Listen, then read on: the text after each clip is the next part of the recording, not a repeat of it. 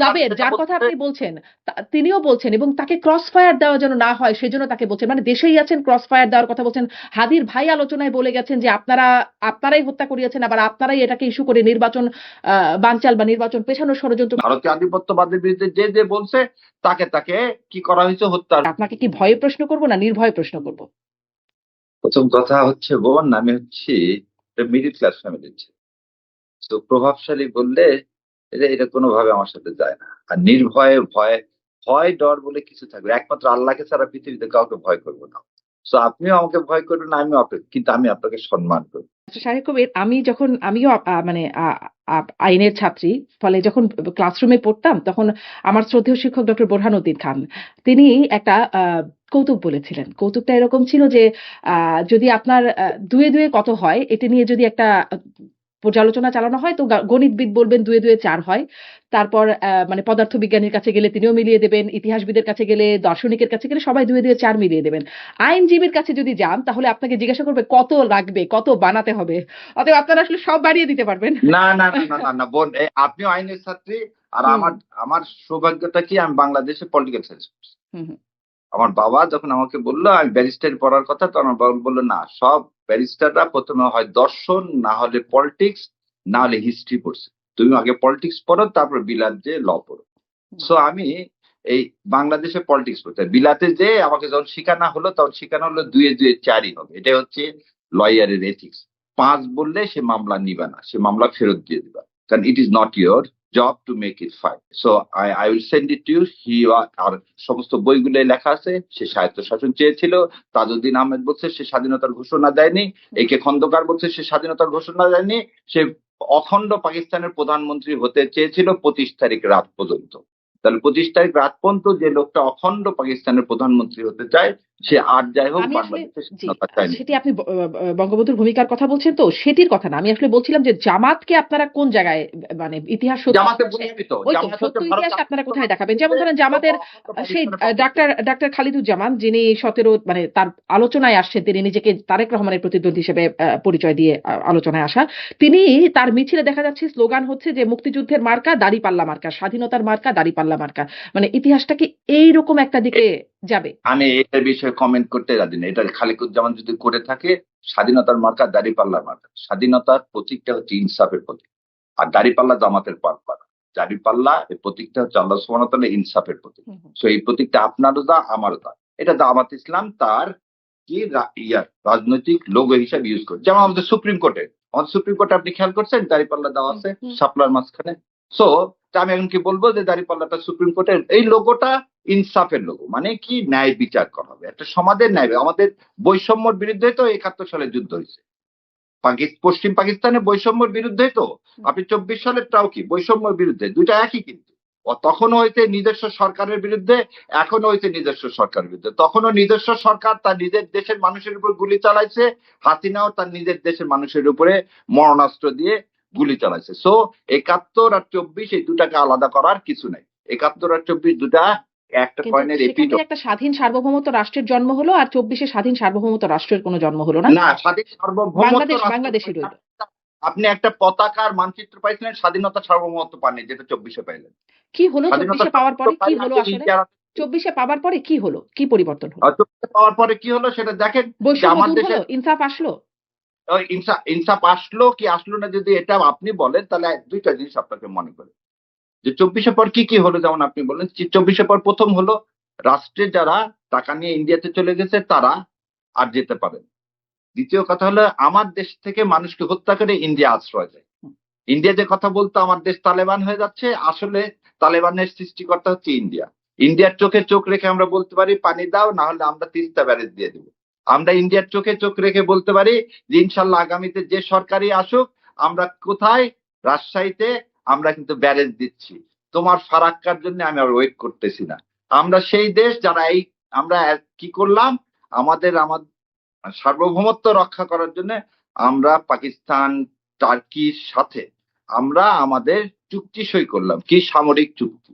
So এই জিনিসগুলো যারা দেখতে পারে না তারাই মনে করে যে না, ভারত, আমরা তো কোনো কিছুই লাভ করিনি। এবং হাদির রক্ত দিয়ে আমরা প্রমাণ করেছি যে আমাদের স্বাধীনতার সার্বভৌমত্ব এটা ভুলুণ্ঠিত করার জন্য ইন্ডিয়াই যথেষ্ট। আর যার শত্রু ইন্ডিয়া, তার আর অন্য কোন শত্রু লাগে না। আর যার হাদির বন্ধু রক্তে ইন্ডিয়া, কিভাবে প্রমাণ হয়ে গেল যে স্বাধীনতা সার্বভৌমত্ব ইন্ডিয়া মানে তদন্ত যা বলছে মানে পুলিশের তদন্তে যা আসলো তা তো সেটা বলে না। আর কোন তদন্তে বের হলো যে হাদির রক্তে মানে ইন্ডিয়ার আচ্ছা আচ্ছা ঠিক আছে, আপনি কোন তদন্ত রিপোর্ট করছেন সেটা আমি জানি না। হাদি হচ্ছে কি, একটা ইনকলাব মঞ্চ, একটা সাংস্কৃতিক আন্দোলন, ভারতীয় আধিপত্যবাদের বিরুদ্ধে একটা সাংস্কৃতিক আন্দোলন। সো হাদিকে কেন আপনার মারতে? তাহলে ইন্ডিয়ার বিরুদ্ধে কথা বললে আপনার জীবন হুমকির শুরু, তাই তো? না সো ইন্ডিয়ার বিরুদ্ধে না, হাদি হাদি বর্তমান সরকারের বিরুদ্ধে বলেছে, হাদি আওয়ামী লীগের বিরুদ্ধে না বলেছে, না বিএনপির হাদির বিরুদ্ধে বলছে, জামাতের বিরুদ্ধে না, বলেছে। হাদির সাংস্কৃতিক বিপ্লবটা কিসের ছিল? আধিপত্যবাদের বিরুদ্ধে। আপনি যদি দেখেন আজকে সরকারের কথা বলছে, আজকে সরকার, আজকেও তো আমার ভাইয়ের হলো, গুলিবিদ্ধ হলো না? কিন্তু হাদিকে যে মেরে ফেলে দিল সে কে? সে কোন দেশে আছে? সে তো ইন্ডিয়া আছে। এই বিষয়ে তো আপনার বোধহয় কোনো সন্দেহ নাই, কারণ ওই রিপোর্টটা থেকেও দেখা যাচ্ছে, তাই না? মানে আমি জানি না, রিপোর্টটা থেকেও এটা নাম এটা রাখা আমি জানি না, কারণ ইনকিলাব মঞ্চ কিন্তু এটা মানে না। ইনকিলাব মঞ্চ বলছে দেশেই আছে, তারা বলছেন এবং তাকে সরকার তাকে বাঁচাতে সাহায্য করছে। আপনারাই হত্যাকাণ্ড ঘটিয়ে আপনারাই এটাকে নির্বাচন পেছাতে এটাকে ইস্যু করছেন, এটি বলেছেন হাদির ভাই। এবং ইনকিলাব মঞ্চের পক্ষ থেকে আপনি যদি স্ট্যাটাস গুলোও দেখেন, না, হাদির ভাই বোধহয় আমার সাথে বোধহয় 2-3টা জায়গায় কোথাও গেছি, এবং আমি এই ধরনের কোনো কথা শুনিনি ভাই। এটা মিডিয়াতে হঠাৎ হঠাৎ করে শুনি। না না হঠাৎ আমি হঠাৎ করে হাদির না, ভাই, উনি বক্তব্যে মানে সামনে আপনার মাইক্রোফোন হাদির দিয়ে জনসভার মতো অবস্থানে তিনি বলেছেন। দাঁড়ায় বক্তব্য দিচ্ছেন। হাদির জানাজা যখন দাঁড়ায় থেকে আমি ওখানে জানাজায় প্রথম লাইনে দাঁড়ায় থেকে যখন জানাজা পড়ছি, তখন কিন্তু সাবেক ওই বক্তৃতায় কি বলছে, গোলামি না আজাদি। সমস্ত মানুষ চিৎকার করে প্রাণ খুলে বলছে আজাদি আজাদি। আমি যদি স্বাধীনতা সার্বভৌমত্ব পাই তাহলে আজাদি কেন চিৎকার করে বললাম? কেন আপনার কথা যদি, তাহলে কি আমরা বিএনপি থেকে আজাদি চাই, জামাত থেকে আজাদি চাই? না, আজাদি চাই কোথায় থেকে? ভারতীয় আধিপত্যবাদ থেকে। তো এটাকে মিসডিবেট করার কোনো সুযোগ নেই। ওই আর আপনি যেটা বলেন একটু আগে, উকিলে মানে লয়ের ছাত্রী আপনি, ওই জন্য আপনি এটাকে 4 থেকে 5 না বাড়াতে 4 চাচ্ছেন। থেকে আমি 5 4 না, আমি জাস্ট বক্তব্যগুলো রেফার আমি করছি। 4 এ থাকতে আমি চাইবো। ব্যারিস্টার শাহরিয়ার কবির, আমি বক্তব্যগুলো রেফার করছি। আপনি ফাতিমা তাসনিম না, অবশ্যই অবশ্যই ফাতিমা এটা তাসনিম আপনার। জুমার ফেসবুক পোস্টে যান, সেখানে তিনি বলছেন, সেখানেও তিনি বলছেন যে বাংলাদেশেই আছে, আপনারা এটাকে লুকানোর চেষ্টা করছেন। আমি এখন কোট করতে চাইলে আমি খুঁজে বের করতে পারবো। ওটা বলতে পারে তারা, কিন্তু আমরা যেটা বলতেছি, তারপরে পুলিশ থেকে ধরেন জাবের, যার কথা আপনি বলছেন, তিনিও বলছেন এবং তাকে ক্রস ফায়ার দেওয়া যেন না হয় সেজন্য তাকে বলছেন, মানে দেশেই আছেন, ক্রস ফায়ার দেওয়ার কথা বলছেন। হাদির ভাই আলোচনায় বলে গেছেন যে আপনারাই হত্যা করিয়েছেন, আবার আপনারাই এটাকে ইস্যু করে নির্বাচন বানচাল বা নির্বাচন পেছানোর ষড়যন্ত্র মানে করছেন। এই হাদির ভাই বলছে জামাত ইসলাম করছে, এরকম কোনো না না কথা? এরকম না, আমি যা বলছি সেরকমটা বলেছেন। আচ্ছা, আমি এরকম কোনো কিছু, কারণ হাদির ভাই জামাত ইসলামের সব জায়গায় যাচ্ছে আসতেছে, সো এরকম কথা বলার কিছু, নির্বাচন পিছানোর জন্য হাদিকে খুন করা হয়েছে তা না। ভারতীয় আধিপত্যবাদের বিরুদ্ধে যে বলছে তাকে তাকে কি করা হয়েছে, হত্যার হুমকি দেওয়া হয়েছে। হত্যার হুমকি না, I am the first man, government যাকে গানম্যান দিচ্ছে কেন? প্রকাশ্যে তখন ইন্ডিয়ান আমাকে হত্যা করার হুমকি দিল। তাহলে এটা মেনে নিয়েই বোধহয় থাকতে হবে, নাহলে দেশ ছেড়ে আপনার মতো পরবাসে থাকতে হবে। পরপারেই পাঠিয়ে দিচ্ছেন আমাকে। না, পরবাসে, আচ্ছা ভুল বাংলায় সেজন্য বললাম পরবাসে, হ্যাঁ সঙ্গে হ্যাঁ সঙ্গে কারেক্ট করে। আচ্ছা, আমি মানে খুঁজছিলাম যে কি বলেছেন সেটা দেখার চেষ্টা করছিলাম। এবং তারপরে অবশ্য ওসমান হাদিকে সহকারী যুক্তরাজ্যের সহকারী হাই কমিশনে পাঠিয়ে দেওয়া হয়। এই আগ নিচে সেটা সে একসেপ্ট করেনি হ্যাঁ এখন হ্যাঁ পর্যন্ত, সেটা বোধহয় আপনি জানেন। হ্যাঁ সেটা কিন্তু মানে ওই বক্তব্যগুলো আপনি চাইলে আমি আপনাকে পাঠিয়েও দিতে পারবো। আমি এর আগেও এই বিভিন্ন ইনশাল্লাহ আপনি অনুষ্ঠানে পাঠিয়ে দেন, ইনশাল্লাহ আমার না জানা সবাই সবকিছু জি জানতে তার জি কোনো জি মানে নেই। হ্যাঁ, কিন্তু ওরা মানে ইনকিলাব মঞ্চ বেকার খুব তো অনেক কিছু আছে, স্পষ্টভাবে কিন্তু এটাও মেনে নিতে হবে, ইনকলাব মঞ্চের সাথে সাথে আমরা সারা দেশের মানুষ বলতেছি, যে বারবার বলেছি যে কোন দিক থেকে গেছে। আপনি বোধহয় সাইরেরটাও দেখছেন, হ্যাঁ হ্যাঁ সায়ের নিজেই বলছে যে কোন দিক থেকে গেছে। তাহলে সায়ের যদি ভুল হয় তাহলে সায়ের বিরুদ্ধে ব্যবস্থা নিতে হবে। আর সায়ের যদি ইনকলাব মঞ্চ ঠিক হয় তাহলে একদিন সরকার পেয়ে যাওয়ার কথা।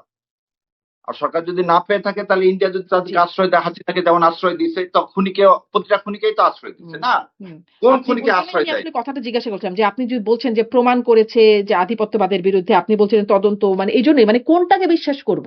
যারা না, ক্ষতিগ্রস্ত বিশ্বাস victim করবেন, তারা যা হাসিনাকে বলছে? আশ্রয় না, হাসিনাকে আশ্রয় দিচ্ছে এবং আগের স্বরাষ্ট্র মন্ত্রী তাকে আশ্রয় দিচ্ছে, পুলিশের আইজিপি কে আশ্রয় দিচ্ছে, এগুলো নিয়ে তো আমার না আপনার না মধ্যে কোথাও হ্যাঁ দ্বিমত নেই। না তাহলে তাহলে যারা হত্যাকারী তাদেরকে ভারত আশ্রয় দেয়, এটাই প্রথম সত্য। এন্ড হাদির হত্যাকারীকে যদি না দিয়ে থাকে, কিন্তু অন্য হত্যাকারীকে দিছে।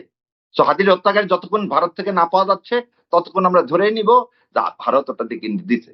না আর দেশের মধ্যে ধরেন থাকে কানাডা আলহামদুলিল্লাহ। যুক্তরাষ্ট্র বঙ্গবন্ধুর হত্যাকারীদেরকে আশ্রয় দিয়েছে না? দিয়েছে তো। হ্যাঁ, বঙ্গবন্ধু সেটা একটা বিপ্লবে, বিপ্লবে পরে তারা আত্মস্বীকৃতি হত্যাকারী, তাদেরকে তো ফিরিয়ে এনে আপনি কি করছেন? হুম ফিরিয়ে এনে কি মানে করছেন? আশ্রয় তো দেয় আর কি না বিভিন্ন দেশ, আমাকে সেটা আগে আমি বলছি। এটা বলেন না। ভারতও তো দিছিল আশ্রয়, দিছিল না? হুম, হুম। ভারত থেকে তো ফিরে আসছিল। সে একই টিটির আন্ডারে ভারতের কাছে যখন হাসিনাকে, এই কামালকে ফিরে চাওয়া হচ্ছে, তখন কিন্তু দিচ্ছেন না। তাহলে ভারত কার পারপাস সার্ভ করে? ভারত এদেশের মানুষের সাথে সম্পর্ক চায় না। ভারত চায় তার বাংলাদেশকে যে কি একটা কলোনি বানানোর জন্য কাজ করবে, ভারত চায় বাংলাদেশ করদ রাষ্ট্রের জন্য যে সরকার কাজ করবে তাকেই ভারত সমর্থন দেবে। কখনো ভারত বাংলাদেশের মানুষের সাথে সম্পর্ক চায়নি, চায় না। হ্যাঁ, কিন্তু ভারত ওই যে যদি মনে করে যে রাজনৈতিক কারণে তাকে এটা করা হচ্ছে, মানে তাকে ট্রায়াল এর ফেস করা হচ্ছে। এখন এটা তো ভারতের হাতেই এই ওটাও তো সুযোগটা তো রাজনৈতিক কারণে ছিল। মানে শেখ সাহেব যখন ভারতের হাতে দেশ তুলে দিচ্ছিল, তখন ভাবছিল এই মিলিটারি অফিসার গুলো বিপদগামী, যেটা করা উচিত হয়নি। একটা বিচার করার তো তখন কোনো পথ ছিল না, জি, রুদ্ধ হয়ে গেছে। জি, যে জি। তখন ওই লোকগুলো তো রাজনৈতিক কারণে রাজনীতিকই আশ্রয় চাইছিল। হুম। ভারত তো রাজনৈতিক আশ্রয় দিয়েছিল। এখন এটা আমাদের এখানে ভারতের আপনি একটা ডিসক্রিপশন আছে আরকি, আমি সেটা বলছি। না, ভারত কেন, আমাদের কারাগারে কে ছিল? আপনি বন্দি অনুপ বিনিময় চেটিয়া চুক্তি ছিল, জি। করে আমাদের, আমরা দিয়েছি। হ্যাঁ, ওর চেটিয়ার সাথে কি বলছিল সে? আমাকে ভারতে পাঠান না, পাঠালে আমাকে মৃত্যুদণ্ড দাও। সেটা কি রাজনৈতিক আশ্রয় ছিল না? তাহলে আপনি একদিকে বলবেন যে ভারত রাজনৈতিক আশ্রয় দিচ্ছে, আমরা তো রাজনৈতিক আশ্রয় ইয়া থেকে দিতে চেয়েছিলাম। তো অনুপ চেটিয়াকে আপনি পাঠিয়ে দিলেন কেন? ভারতের জিনিসগুলো আমরা দেখতে পাবো না কেন? হুম, হুম, হুম। ভারত না, না, আমার না। কোনদিন রাজনৈতিক আশ্রয় দিচ্ছে আমি সেটা বলছি না। রাজনৈতিক আশ্রয় তো না, দিবেই সবাই। সেটা তো ভারত বলছে না। ভারতকে এখন পর্যন্ত বলছে সেই ৩০০ জন এমপি কে, এই যারা খুনি, এই আইজি থেকে শুরু করে যারা ছিল, তাদেরকে যে ভারত কি রাজনৈতিক আশ্রয় দিছে একটা স্টেটমেন্টে বলছে? হুম, না, স্বয়ং শেখ হাসিনাকে রাজনৈতিক দিছে এখন পর্যন্ত বলতে, বরং ভারতের পার্লামেন্টের সবাই জিজ্ঞাসা করে ওনার স্ট্যাটাস কি। হুম। আজ পর্যন্ত তো ভারত স্পষ্ট সেটা করেন বলেনি। নাই। জি। যেটা ভালো বলেনি সেটা আমি আপনি তো বলতে হুম, পারি না। তার মানে খুনিকে আশ্রয় দেয়, এটাই হচ্ছে টেররিস্টকে আশ্রয় দেয় ভারত, এটাই হচ্ছে সত্য কথা। জি। জামাতের ইশতেহারের যে প্রসঙ্গটি আরো একটু কথা বলব বলছিলাম যে নারীদের বিষয়ে জামাত বেশ আলোচনায় আসছে এবং বারবার তর্কের মুখে পড়ছে। অনেক কিছু জবাব দিতে হচ্ছে আপনাদেরকেও এই প্রেক্ষাপটে। জামাতের ইশতেহারে পরে বলা হচ্ছে যে জামাত ক্ষমতায় গেলে নারীদের মধ্যে মন্ত্রিসভায় উল্লেখযোগ্য সংখ্যক প্রতিনিধি অন্তর্ভুক্ত করা হবে। এই আলোচনাটা এখন আসছে যে এমপি হবার মতো যোগ্য বা একজন ব্যক্তিও পাওয়া গেল না। মন্ত্রী হবার মতো ব্যক্তি আপনারা পাবেন কোথায়? এটা খুবই ভালো। আমি জানি যে আমার বোন এই প্রশ্নটা করবে। তাহলে এই প্রশ্নের উত্তর দেওয়ার জন্য হুম। আমি একটা লোকের একটা লেখাটা দেখাই। দেখতে পাচ্ছেন কি লোকের লেখাটা? হ্যাঁ, হ্যাঁ, হ্যাঁ। হ্যাঁ। আচ্ছা। এটা বোধহয় আপনি দেখছেন বোধহয়। জামাতের সর্বোচ্চ বডি মজলিসের শুরায় ২৮৪ জনের সদস্যের মধ্যে ৯১ জনই নারী। বিএনপি যে সর্বোচ্চ বডি, খালেদা জিয়ার পর সেখানে কোনো নারী নেই। মাসুদ কামাল সিনিয়র হুম। সাংবাদিক। হ্যাঁ? তো এটা তো উনি বলছেন মাসুদ কামাল সাহেব, এবং মাসুদ কামাল সাহেব আরেকটা কথা বলছেন যে এটা যে জামাত বলেই দিছে, দিয়ে জানার পরে সমস্ত ইউনিভার্সিটির মেয়েরা যখন ছাত্র শিবিরকে জয়লাভ করাইছে, তখন আর এটা নিয়ে কথা বলার কি আছে? আমি ওইদিকে যাব না। আমি আপনাকে একটা জিনিস বলি। আচ্ছা, আজ পর্যন্ত কি কেউ জিজ্ঞাসা করছে যে বেগম খালেদা যে অসুস্থ ছিলেন, বিএনপি নারীর ক্ষমতায়ন চায়, এ বিষয়ে কিন্তু কেউ বলতেছেন না, না বিএনপি নারীর ক্ষমতায়ন চায় না। এই কথা কিন্তু কেউ প্রশ্ন করছে, আপনিও কোনদিন কাউকে করেন আমার জানা, যে বিএনপি নারীর ক্ষমতায়ন চায় না, এই কথা কিন্তু আপনিও প্রশ্ন হুম। করেন। সো বিএনপি নারীর কিন্তু এই ক্ষমতায়ন প্রশ্নটা চায়। করেছি যে আপনারা কেন ৫% নারী দিতে পারেন নাই? মানে না, না, সেটা তো। প্রতিশ্রুতি আর অনুযায়ী। আমি আজকে আপনার মাধ্যমে প্রশ্ন করতেছি, বিএনপি নারীর ক্ষমতায়ন চায় না, বরং জামাত ইসলাম চায়। বিএনপি কেমন করে ক্ষমতায়ন চায় না? দেখেন, কোকোর ওয়াইফের বিরুদ্ধে কোনো মামলা ছিল না, আপনি জানেন? তিনি বাংলাদেশে ছিলেন, তিনি মালয়েশিয়া ছিলেন। তাকে বিএনপির দায়িত্ব দিলে কি হতো? অনলাইন থেকে একটা দল চালানোর কি দরকার ছিল? কেন শিথিল ভাবিকে, আমি ভাবি বলে সম্বোধন করতেছি, কোকো যেহেতু বড় ভাই, তার ওয়াইফকে যখন দেশনেত্রী অসুস্থ, তখন তাকে এই ভাতটা দিলে কি হতো? তাহলে প্রথম কথা হলো সেখানে কি না কি নেতৃত্বের হতো? তিনি কি দ্বন্দ্বরত? সেইরকম না, না। যোগ্য ছিলেন, দক্ষ আ- ছিলেন? মানে সেটি কি পরীক্ষিত আ- হয়েছে?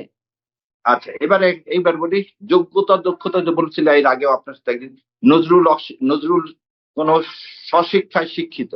আপনি কাউকে কোনো, কেন তিনি আজকে ভোটে যাচ্ছেন না, ভোট চাচ্ছেন না মাঠে? হুম, হুম। চাচ্ছেন তো, এবং তিনি বক্তব্য দিচ্ছেন।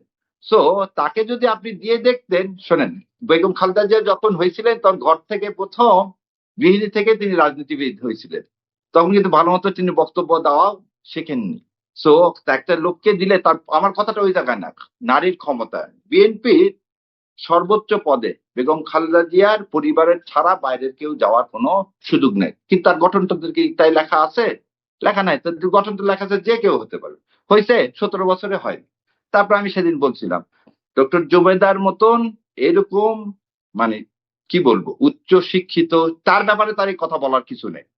বলতে বরং তুলনা যদি করেন তারেক জিয়া রহমানের সাথে ডক্টর জোবেদা, তার যে মানে ক্যালিবার সবকিছু উৎকর্ষিত সাধিত। তাই কি আপনি ভাইস চেয়ারম্যান বানাইছেন? তার বিরুদ্ধে যে মামলা, সে মামলা অনেকদিন আগে উইথড্র হয়ে গেছে। যখন তারেক রহমান বলছেন যে আমার আশাটা আমার একার ইচ্ছার উপরে নির্ভর করে না, তার ওয়াইফের আশাটা তো, তার ওয়াইফটা এর মধ্যে বাংলাদেশে এসে গেছিলেন, তো তার ওয়াইফকে কেন এই দলের দায়িত্ব দেওয়া হলো না?